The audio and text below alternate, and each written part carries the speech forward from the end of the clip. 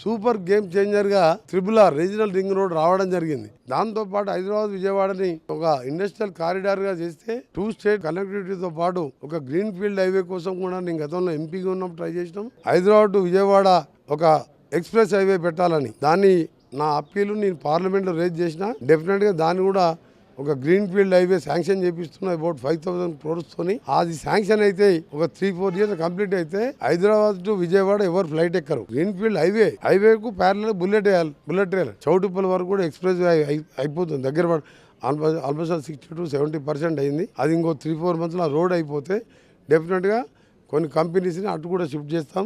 దేశంలో role model state ఏదంటే world wide investors రావాలి. అలాంటి విధంగా ఇన్ఫ్రాస్ట్రక్చర్తో పాటు క్లస్టర్స్ ఫామ్ చేస్తున్నాం. స్కూలింగ్ జోన్, రెసిడెన్షియల్ జోన్స్, అక్కడనే కొన్ని ఇండస్ట్రియల్ జోన్స్, ఇంటర్నేషనల్ స్కూల్స్కు అలాట్ చేస్తున్నాం ల్యాండ్స్. మేము ఇంకా 1-2 yearsలో మీరు రిజల్ట్ చూస్తారు. మీరు